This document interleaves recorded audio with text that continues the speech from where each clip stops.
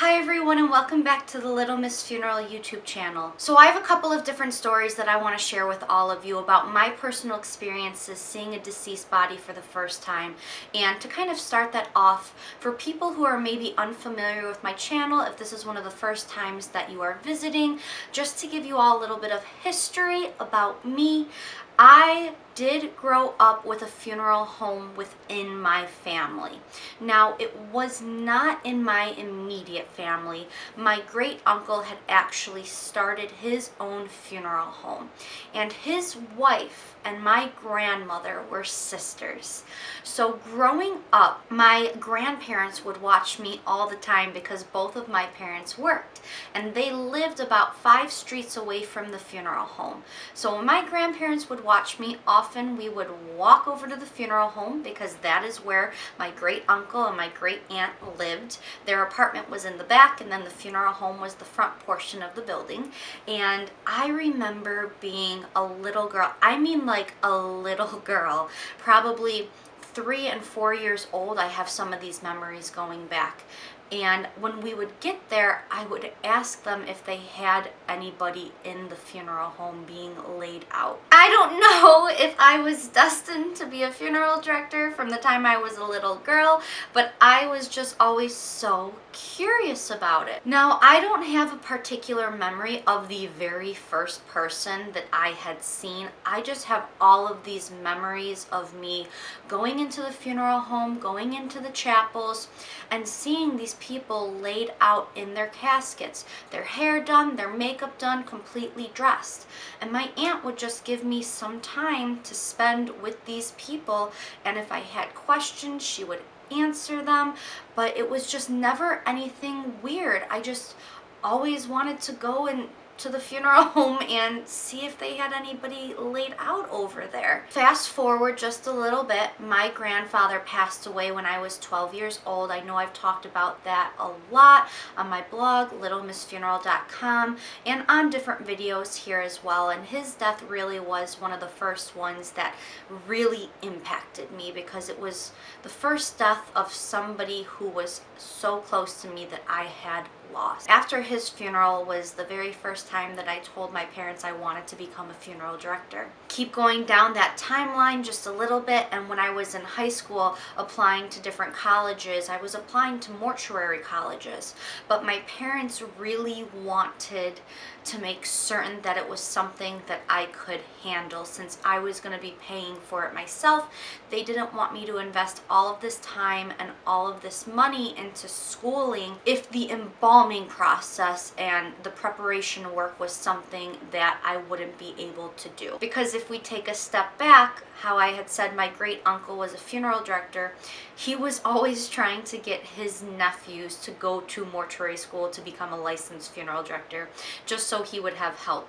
So he probably tried to get 5 of his nephews, and they went to mortuary school, but they all ended up dropping out. My father was one of those nephews. So my dad did spend a very short time in mortuary school, and he ended up leaving because he personally could not stomach the embalming process. It was just something that didn't sit right with him, and he wasn't going to be able to do it, so he left. A little bit of background about myself.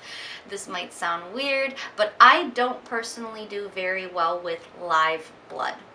Now, live blood is kind of like a term that I use to describe like living people who are hurt. So if one of my cousins or family members or friends, if somebody ended up hurting themselves and if they were bleeding, like, I don't do very well in those situations. I don't know why.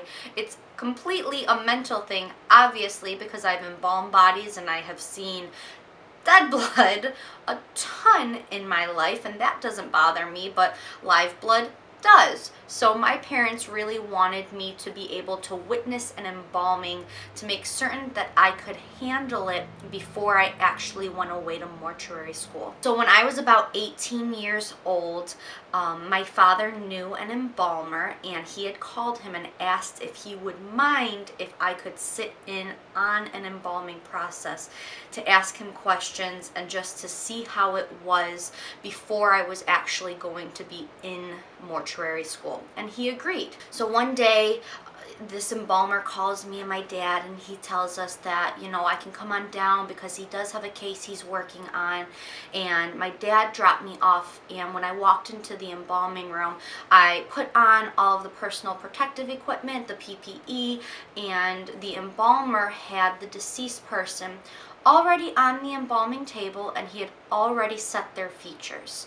So this deceased person's eyes were closed and their mouth was closed as well. So for me, walking into this embalming, I was seeing somebody in a very familiar setting because I had seen so many deceased people in caskets in the past where their eyes were closed. They looked very relaxed and very natural. And this deceased person looked very natural, except for the fact that they weren't embalmed yet.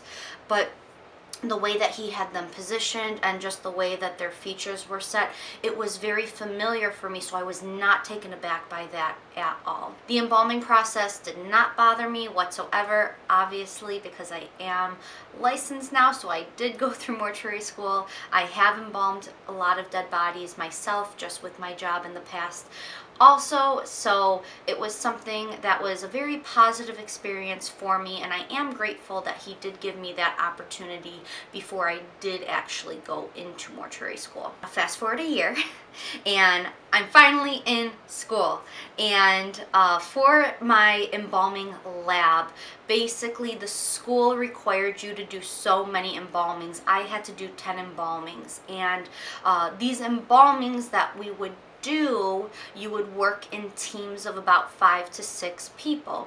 So you would all work together and you would all do something different. Like for instance, one person might set the features, one person might raise the artery, one person might suture. So everybody had a chance to do something different throughout this process, but you did have a team of people that you could work with. Now, I had thought that I was so prepared for this experience because I had seen so many dead bodies in the past, right? And I had seen an actual embalming even before I was accepted to mortuary school. So I was feeling so confident. I felt like I was so prepared. And how wrong I was. So I remember once again dressing up in my personal protective equipment and walking into the embalming lab with my team and with our professor.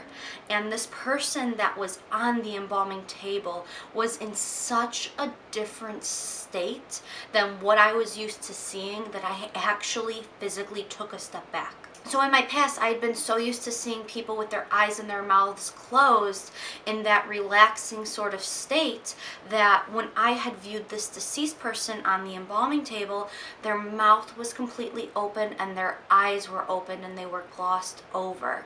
And I just was not expecting that. Obviously, I was in school, we were learning about different sutures, different closures that you could do for the mouths and that you could do for the eyes. I had that knowledge in me, but I wasn't mentally prepared to see a body in that state. And in that moment, I really think that I understood the respect and the dignity that we as funeral professionals can give back to families.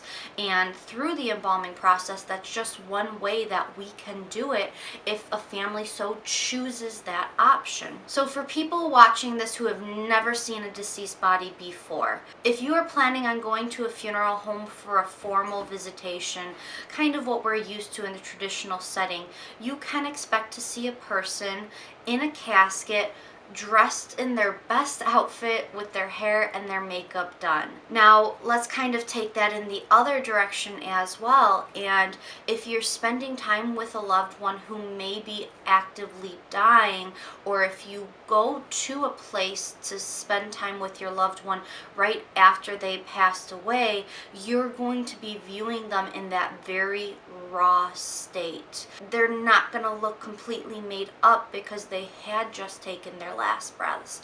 So their mouths may be open, their eyes may be open, and I think for me personally, the thing that bothered me the most was seeing the eyes, because they do have that gloss over them, and when you look into them, you just see that there's nothing there.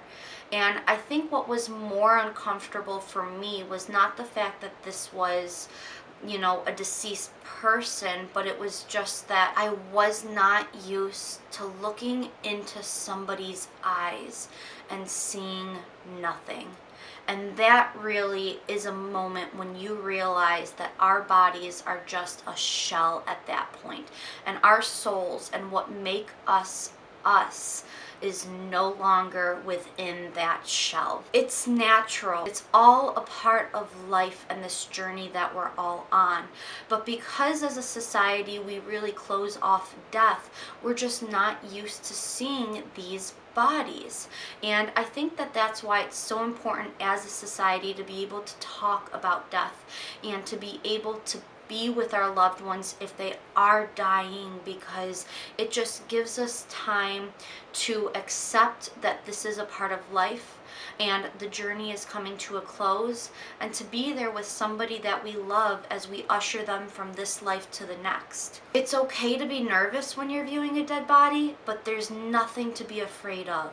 A dead body will not hurt you. Like anything, the more you're surrounded by something, the more familiar it becomes. For me as a funeral director, I have seen so many dead bodies at this point that it's not unfamiliar to me anymore. It can be very emotional when you're viewing a dead body when it's somebody that you love, but you have to remember once again that it's just the shell, that who they are is no longer in there. And the more that we as a society recognize that death is a part of life, and if we can bring death into our lives, it just really is going to make the whole process easier, and it's going to take away a lot of these barriers and misunderstandings that surround death. If you liked this video, you can always give it a thumbs up, and don't forget to hit the subscribe button so you don't miss out on any videos that I put out in the future. Thank you all so much for watching, and I will see you all next time.